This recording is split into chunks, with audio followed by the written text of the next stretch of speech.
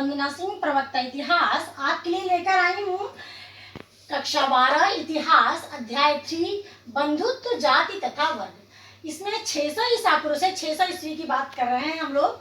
और आप second chapter में वीडियो देखे होंगे। सेकेंड चैप्टर में राजा, किसान और नगर के बारे में हमने बताया था। उसमें सामाजिक और आर्थिक परिवर्तन के बारे में बताया था। विशेषकर हम मगध साम्राज्य के बारे में बताए थे। मगध साम्राज्य में अशोक के अभिलेख के बारे में विस्तार से चर्चा की थी। अब चैप्टर 3 में हम बंधुत्व और जाति तथा वर्ग के बारे में देखेंगे। इसमें सबसे पहले जो हम हमारा एक साहित्यिक स्रोत है, साहित्यिक स्रोत में महत्वपूर्ण स्रोत है महाकाव्य महाभारत। अब हम महाभारत के बारे में थोड़ा सा इसमें विस्तार से चर्चा करेंगे। तो महाभारत क्या है, आप लोग परिचित होंगे। फिर भी महाभारत और रामायण हमारा महत्वपूर्ण महाकाव्य है दो। इसमें हम महाभारत के बारे में पढ़ेंगे। तो महाभारत क्या है, हिंदुओं का प्रमुख काव्य ग्रंथ है। क्या है, महाभारत हिंदुओं का प्रमुख काव्य ग्रंथ। इसे पंचम वेद भी कहते हैं। चारों वेदों को आप जानते होंगे, ऋग्वेद, यजुर्वेद, सामवेद और अथर्ववेद। लेकिन महाभारत को हम 5वें वेद का नाम दिया गया है, महाभारत को पंचम वेद। इसमें जो प्रमुख उद्देश्य है, जो उपदेश है इसका, महाभारत का जो उपदेश है वह शांति सदैव युद्ध से अच्छी होती है। यानी शांति से अच्छा कुछ नहीं होता, शांति हमेशा ही युद्ध से अच्छी होती है। शांति से ही हम विकास कर सकते हैं। शांति का मार्ग अपना के हम अपने विकास के मार्ग को प्रशस्त कर सकते हैं। अब हम देखते हैं महाभारत का विकास 3 रूपों में हुआ है। वैसे तो हम सभी जानते हैं महाभारत कहते हैं, लेकिन थोड़ा सा हम इसके डीप में जाएंगे तो हम देखते हैं कि महाभारत का विकास 3 रूपों में हुआ है, जय, भारत व महाभारत। देखिए, जय, भारत व महाभारत। अब जय में देखिए, जय जो है मूल ग्रंथ है। जय हमारा क्या है, महाभारत का मूल ग्रंथ है। इसमें 8800 श्लोक हैं। कितने श्लोक हैं, 8800 श्लोक हैं। अब दूसरे नंबर पर आता है भारत। भारत में 24000 श्लोक हैं। आप जानते हैं महाभारत में भरतवंशियों के युद्ध का वर्णन है।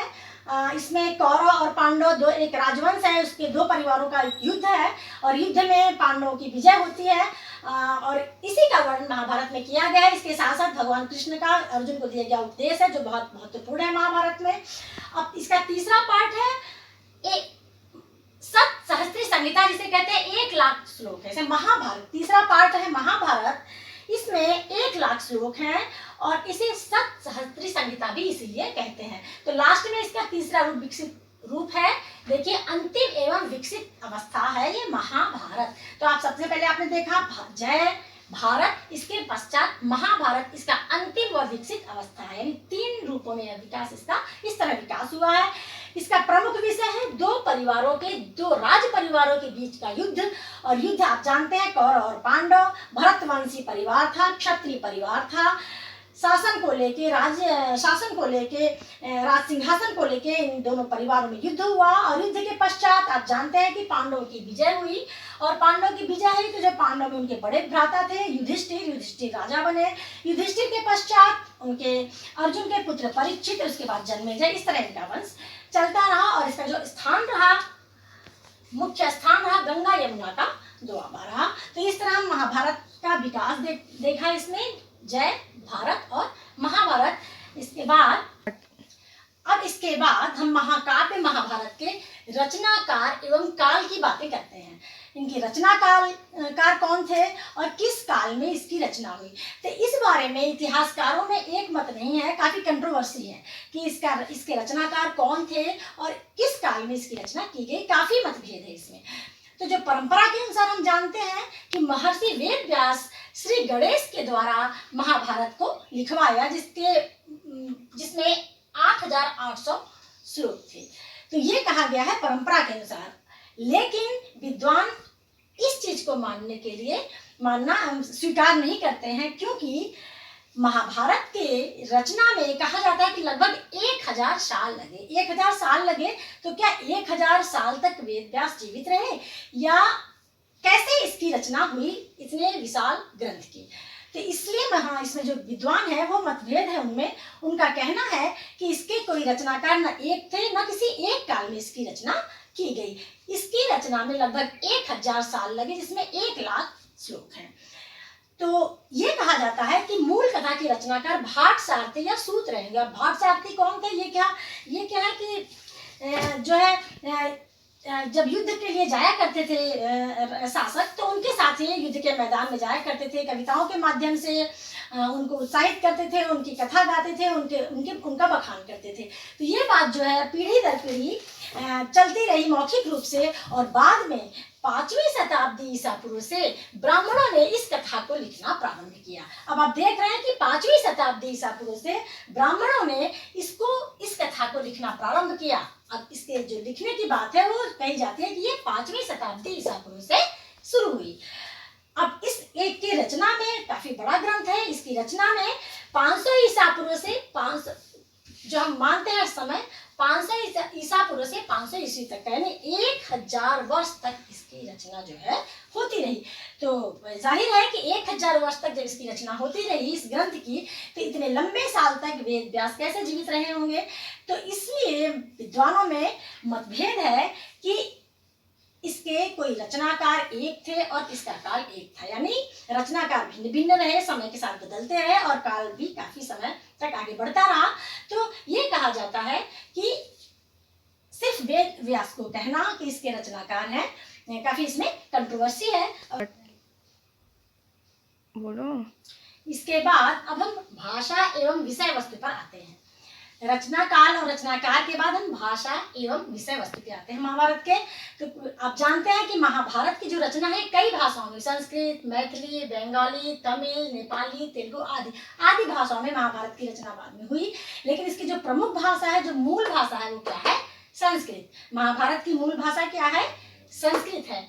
लेकिन आपको पता होना चाहिए कि जो महाभारत की भाषा संस्कृत है वो काफी सरल है वेदों से सरल है। वेदों से में जो संस्कृत यूज हुआ है, जिस तरह से संस्कृत का उपयोग है काफी क्लिष्ट संस्कृत है, लेकिन महाभारत में संस्कृत का जो हम उपयोग हुआ काफी सरल है, इसको कोई भी पढ़ के समझ सकता है।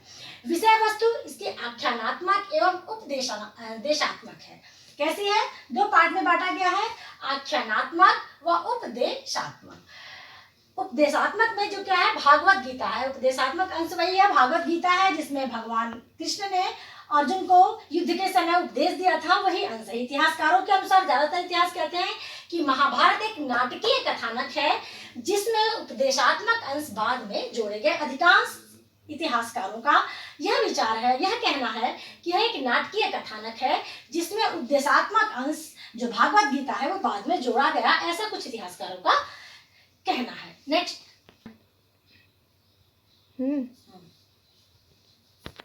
अब हम महाकाव्य महाभारत का समालोचनात्मक संस्करण के बारे में थोड़ा सा जानते हैं। अब हम देखते हैं कि इसका एक संस्करण तैयार किया गया किसके द्वारा? एक संस्कृत विद्वान थे वीएस सुत्थांकर।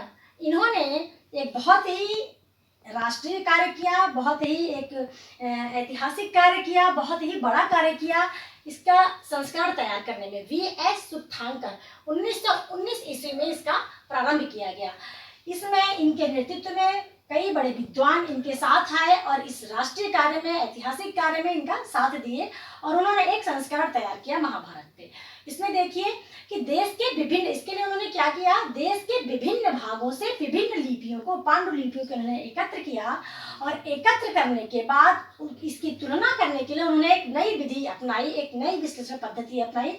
उसके लिए उन्होंने किया कि जिन उन पांडुलिपियों में जो समान श्लोक पाए गए उन्हीं श्लोकों का उन्होंने चयन किया।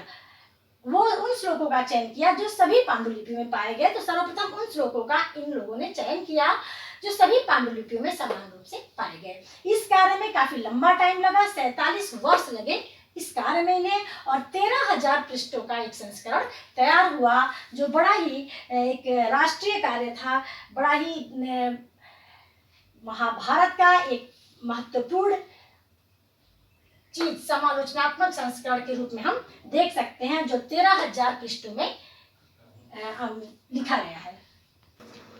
महाभारत के बाद अब हम इसी चैप्टर में कुछ नया टॉपिक लेके आए हैं, बंधुता एवं विवाह और परिवार के बारे में हम इसमें थोड़ा सा देखेंगे। इसी चैप्टर में है ये परिवार। परिवार क्या होता है आप लोग जानते हैं, विशाल समूह का एक भाग होता है जिन्हें हम संबंधी कहते हैं। विशाल समूह का एक भाग है जिन्हें हम संबंधी कहते हैं, और संबंधियों के जाति समूह को जो है संबंधियों को हम जाति समूह के रूप में देखते हैं। और पारिवारिक संबंध नैसर्गिक एवं रक्त संबंधी होता है। आप सभी जानते होंगे कि पारिवारिक संबंध में हम रक्त संबंधी होना, रक्त का संबंध होता है। परिवार में एक संबंध कैसा होता है? रक्त का संबंध होता है। तो ये हम परिवार है। परिवार समाज की सबसे छोटी इकाई है, एक महत्वपूर्ण इकाई है। परिवार आप जानते हैं संयुक्त परिवार भी होता है, एकल परिवार भी होता है। परिवार में कैसे कैसे लोग रहते हैं? संयुक्त परिवार में दादा दादी, चाचा चाची, बुआ सब एक साथ रहते हैं। लेकिन एकल और छोटे परिवार में बच्चे और उनके पेरेंट्स होते हैं, बहुत छोटा सा परिवार होता है। उस समय हम देख रहे हैं, जिस समय की बात कर रहे हैं हम 600 ईसा पूर्व 600 ईस्वी की बात हम इस टॉपिक में कर रहे हैं, जो आप पहले से ही आपके चैप्टर में लिखा हुआ है। लगभग 600 ईसा पूर्व से 600 ईस्वी की चर्चा हम इसमें कर रहे हैं। अब देखिए कि परिवार का मुखिया कौन होता था। परिवार जो समाज की सबसे छोटी और महत्वपूर्ण इकाई है, परिवार से ही समाज बनता है। अब और एक इसमें रक्त का संबंध होता है। इसमें मुखिया कौन होता था? पितृवंशीय व्यवस्था। पितृवंशीय व्यवस्था आप जानते हैं कि पितृवंशीय व्यवस्था में जो मुखिया होता है परिवार का जो मुखिया होता है, परिवार का कोई वयोवृद्ध ही इसका मुखिया होता था। आपने इससे पहले सिंधु सभ्यता में शायद पढ़ा होगा मातृसत्तात्मक सत्ता। मातृसत्तात्मक सत्ता में क्या होता है कि परिवार की जो मुखिया होती है माता या कोई महिला होती है।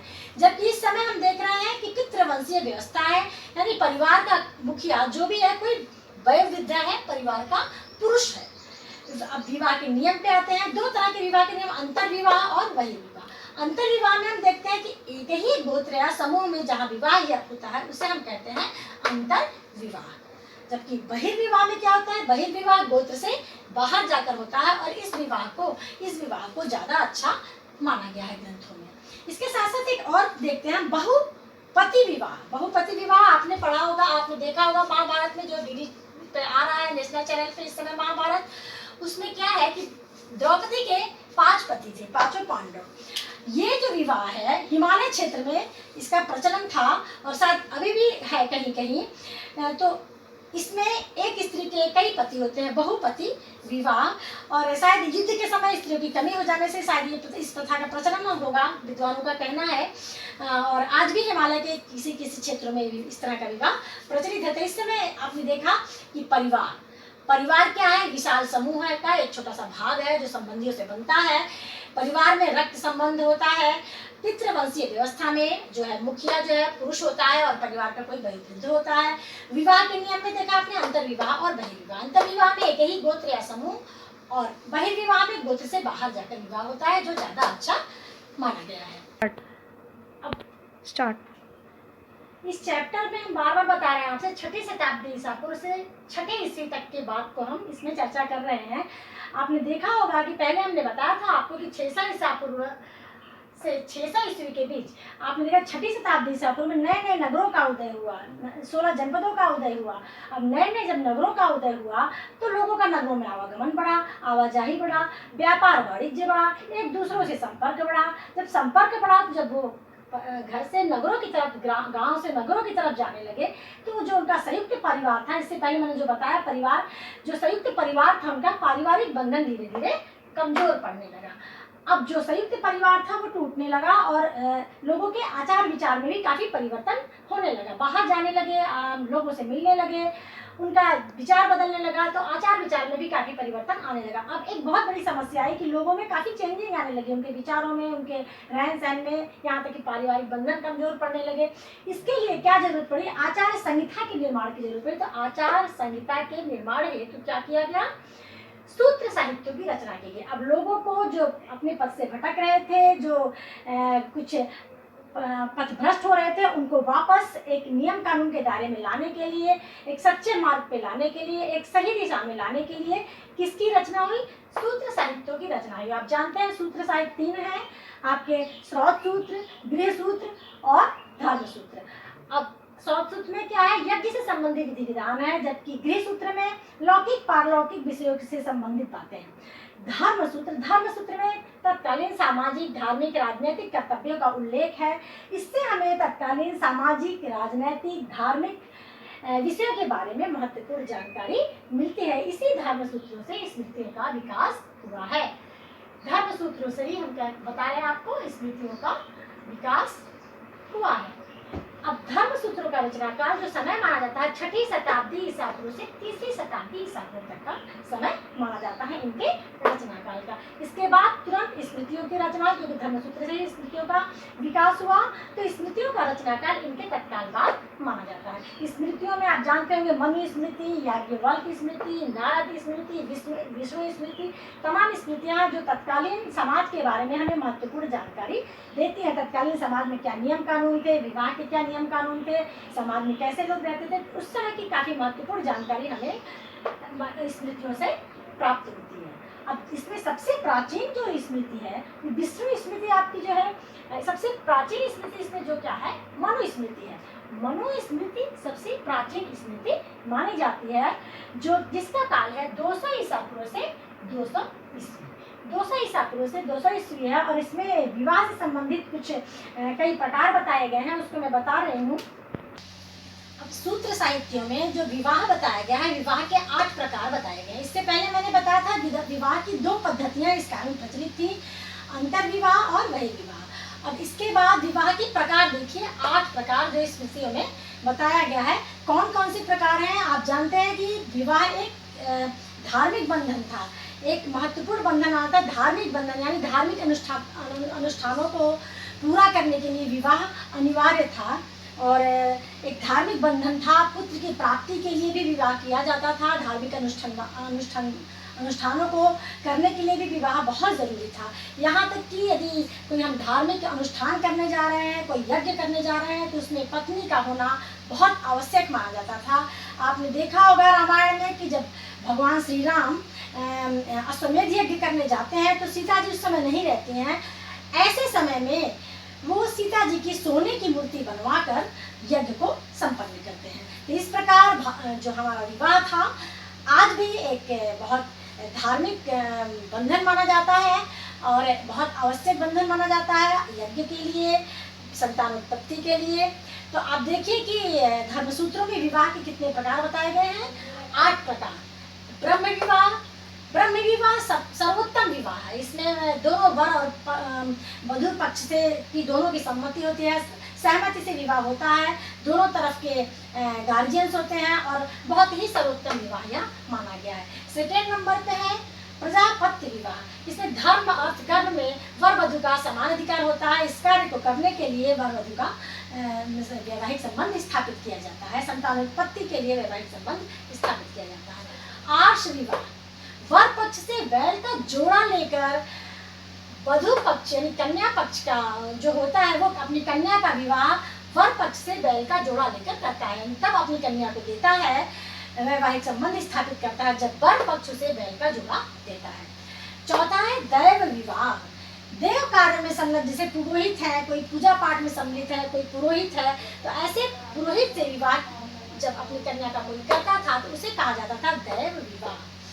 देखिए ये जो 4 विवाह हैं बड़े उत्तम कोटि के विवाह माने गए हैं। कौन कौन से? ब्रह्म विवाह, प्रजापत्य विवाह, आर्ष विवाह और दैव विवाह। ये जो 4 हैं बड़े उत्तम कोटि के विवाह माने गए हैं। इसके बाद 5वें नंबर पे आता है असुर विवाह। इसमें वर पक्ष से धन के बदले कन्या देना होता है, यानी वर पक्ष से धन लेकर अपनी कन्या को दे देना, एक तरह से अपनी कन्या को बेच देना। तो ये इस तरह के विवाह को अच्छा नहीं माना गया धर्म ग्रंथों में।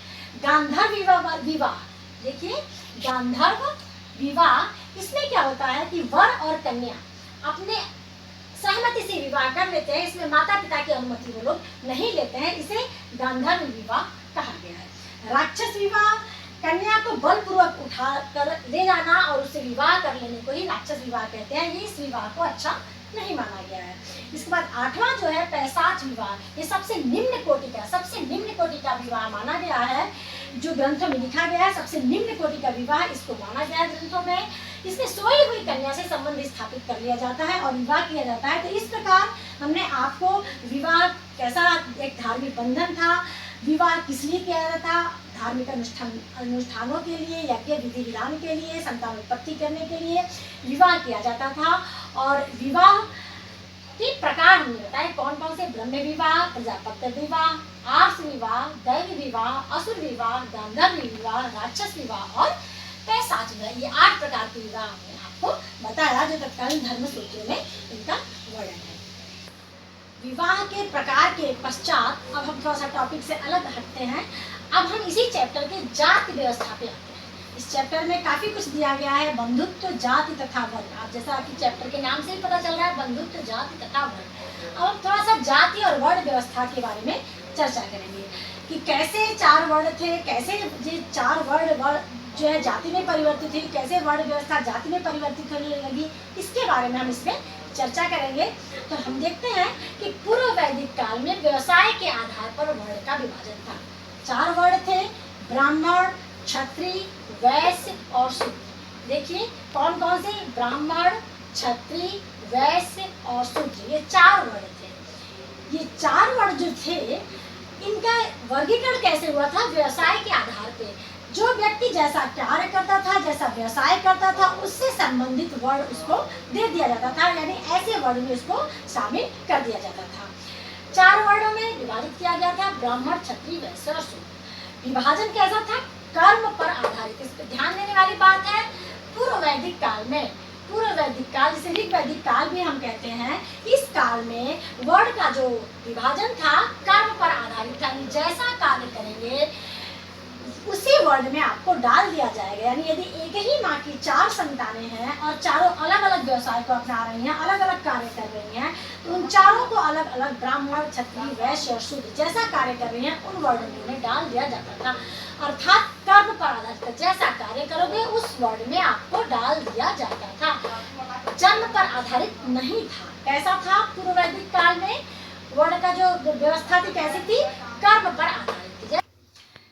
अब एक ही परिवार के सदस्य भिन्न भिन्न व्यवसाय अपना सकते थे। देख रहे हैं आप, कर्म पर आधारित था, एक ही परिवार के सदस्य, यानी जैसे व्यवसाय को हम अपनाते थे उसी वर्ण में हमें डाल दिया जाता था। यानी यदि एक परिवार का कोई कई सदस्य हैं तो अपनी रुचि के अनुसार, अपनी प्रतिभा के अनुसार वो अलग अलग व्यवसाय को अपना सकते थे और उस व्यवसाय के अनुसार उन्हें अलग अलग वर्णों में डाल दिया जाता था। पहले पूर्व वैदिक काल में ऐसी व्यवस्था थी। लेकिन उत्तर वैदिक काल में आप जानते हैं कि पूर्व वैदिक काल किसे कहा जाता है? ऋग वैदिक काल, यानी इसे ऋग वैदिक काल भी कहा जाता है। इस काल में ऋग्वेद की रचना हुई और उत्तर वैदिक काल में अन्य तीनों वेदों की रचना हुई। अब देखते हैं हम, उत्तर वैदिक काल में वर्ण व्यवस्था जन्म पर आधारित हो गई। बहुत बड़ा चेंजिंग आया, बहुत महत्वपूर्ण बदलाव आया। जो वर्ण व्यवस्था कर्म पर आधारित था, अब उत्तर वैदिक काल में वह वर्ण व्यवस्था जन्म पर आधारित हो गई। इसका मतलब यह था कि यदि एक माँ की संतान है, एक वंश में पैदा हुए हैं, वो कोई भी व्यवसाय अपनाए, कोई भी अलग अलग कार्य करे, लेकिन उन्हें एक ही उसी माता से संबंधित वर्ण में डाला जाता था। पिता से, माता पिता से संबंधित वर्ण में डाला जाता था। भले ही किसी माँ की 4 संतानें हैं, वो अलग अलग, कोई कृषि कर रहा है, कोई सेवा करने का कार्य कर रहा है, लेकिन उन सबको अब व्यवसाय के आधार पर नहीं बल्कि जन्म के आधार पर, यानी जैसे वंश में, जैसे माता पिता के कुल में वर्ण में वो पैदा होते थे, उसी के आधार पे उन्हें उस वर्ण में डाल दिया जाता था। अब कर्म से कोई मतलब नहीं रहा, यानी जिस वंश में, जिस कुल में, जिस माता पिता की संतान थी, वो जिस वंश के, जिस वर्ण व्यवस्था में, जिस वर्ण में पैदा हुए थे, उसी वर्ण में उन्हें डाल दिया जाता था, कार्य वो चाहे कुछ भी करें। अब इस तरह पे जन्म पर आधारित जाति प्रथा में अब धीरे धीरे देखें कि उत्तर वैदिक काल में वर्ण व्यवस्था जन्म पर आधारित जाति व्यवस्था में परिवर्तित होने लगी, यानी अलग अलग व्यवसाय के आधार पर जाति का निर्धारण होने लगा। यह व्यवस्था देखिए सोपानात्मक सामाजिक वर्गीकरण एक तरह था। इसमें क्या देखते हैं कि अब जब ये उत्तर वैदिक काल में वर्ण व्यवस्था चेंज हो गया, जन्म पर आधारित जाति प्रथा में परिवर्तित होने लगा, तो इसमें सबसे ऊपर ब्राह्मण, फिर क्षत्रिय, फिर वैश्य और फिर शूद्र। अब हम देखते हैं कि इसमें ब्राह्मण सबसे ऊपर कैसे हुए, फिर क्षत्रिय और वैश्य और शूद्र, कैसे इनका क्रम बना और इनके क्या क्या कार्य थे, देखते हैं। जाति शब्द एक सोपानात्मक सामाजिक वर्गीकरण का परिचायक है। कैसा परिचायक है? सोपानात्मक। इसमें ब्राह्मण सबसे ऊपर, फिर क्षत्रिय, फिर वैश्य और फिर शूद्र आते हैं। ब्राह्मणों का स्थान इस व्यवस्था में सबसे ऊपर है, ब्राह्मण प्रथम स्थान पर है। अब इसमें देखते हैं कि प्रथम स्थान पे कैसे है। ऋग्वेद के 10वें मंडल के पुरुष सूक्त में कहा गया है कि ब्रह्म पुरुष से इनकी उत्पत्ति हुई है। इन चारों वर्णों की उत्पत्ति ब्रह्म पुरुष से मानी गई है, यानी सृष्टिकर्ता प्रजापति के शरीर से इन वर्ण की चारों वर्णों की उत्पत्ति हुई। और प्रजापति के शरीर से यानी मुख से ब्राह्मण, भुजाओं से क्षत्रिय, उदर से वैश्य और पैरों से शूद्र की उत्पत्ति हुई, ऐसा इसमें बताया गया है। इस आश्रय को लेकर जाति की उत्पत्ति को दिव्य बनाया गया, यानी यह कहने का प्रयास किया गया, यह कहा गया कि जो वर्ण व्यवस्था है, जो जाति व्यवस्था है, ये किसी समाज के द्वारा, किसी के द्वारा बनाई गई नहीं है, बल्कि एक दैवी उत्पत्ति है, एक दैवी रूप से इसका पुरुष से पैदा से यह उत्पन्न हुआ है। और जो भी नियम कानून है वर्ण और जाति से संबंधित, उस नियम कानून को समाज के सभी लोगों द्वारा मानना अनिवार्य है, ऐसा कह के एक महत्वपूर्ण जो वर्ण व्यवस्था थी अब जाति व्यवस्था में परिवर्तित हो रही है। और एक सख्त नियम कानून बनाया जा रहा है कि जो जिस कार्य को करता रहे करे, उसको जन्म पर आधारित ये जो है शुरू हो गया। और इस तरह वर्ण व्यवस्था जाति व्यवस्था के रूप में जाति में परिवर्तित हो गई।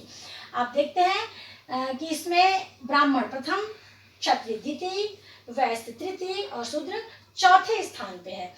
अब ये व्यवस्था बनी रहे, सब अपने अपने कार्य को करते रहे, जिनको जो जो कार्य व्यवसाय बांटा गया है वो अपने अपने व्यवसाय को करे और उसी वर्ण में रहे। इसके लिए एक नियम बनाया गया और कहा गया कि इस नियम का पालन होना चाहिए। आगे देखते हैं, हम देखते हैं कि कैसे संबंधित काल में विचाराधीन काल में कैसे व्यवसाय पर आधारित वर्ण व्यवस्था जन्म पर आधारित जाति व्यवस्था में परिवर्तित होने लगी। अब हम देखते हैं कि इस जाति व्यवस्था को बना दिया गया और इसके नियम के पालन के लिए ग्रंथों में ब्राह्मणों ने क्या क्या लिखा, क्या क्या कहा कि क्यों इसका नियम का पालन हमें करना चाहिए। उन्होंने कहा दिव्य उत्पत्ति का सिद्धांत, सबसे पहले उनकी कोशिश थी, उन्होंने जन सामान्य को यह बताया कि यह दिव्य उत्पत्ति यानी ईश्वर ने इसको पैदा किया है, ये जो वर्ण व्यवस्था है इसको ईश्वर द्वारा बनाया गया है, इसीलिए सभी को इसका पालन करना अति आवश्यक है। दिव्य उत्पत्ति का सिद्धांत, सभी को इस नियम का पालन करना बहुत आवश्यक है। दूसरा, शासकों द्वारा नियम का पालन कराना। अब जानते हैं कि राजतंत्र था और शासक जो भी नियम कानून बनाते थे, प्रजा उनके नियम कानून को मानने के लिए बाध्य होती थी। तो ब्राह्मणों ने शासकों से अपने अपने राज्यों में जो नियम कानून था वर्ण व्यवस्था और जाति व्यवस्था से संबंधित, उसको पालन करवाने के लिए उन्होंने प्रेरित किया कि अपने अपने साम्राज्य में प्रजा से नियम कानून का पालन करवाएं। ब्राह्मणों ने जन सामान्य को विश्वास दिलाया कि ईश्वर समाज में जिस स्तर पर किसी को रखना चाहता है उससे संबंधित जाति में पैदा करता है। उन्होंने कहा कि समाज कुछ नहीं करता, बल्कि ईश्वर जैसा चाहता है, जिसको जो समाज में स्तर देना चाहता है, उससे संबंधित जाति में वो ईश्वर उसको पैदा करता है। इस तरह उन्होंने इस चीज को वर्ण व्यवस्था जाति व्यवस्था को दैवीय उत्पत्ति का सिद्धांत के तहत सिद्ध करने का प्रयास किया। और इस चैप्टर में हमने काफी कुछ बताया आपको। सबसे पहले हमने महाभारत महाकाव्य के बारे में बताया, जाति व्यवस्था, वर्ण व्यवस्था, विवाह के प्रकार, विवाह की पद्धति के बारे में काफी डिस्कस किया। और इस तरह ये चैप्टर आपका यहाँ पे हम समाप्त करते हैं। तब तक के लिए नमस्कार, अपना ख्याल रखिए और स्वस्थ रहिए।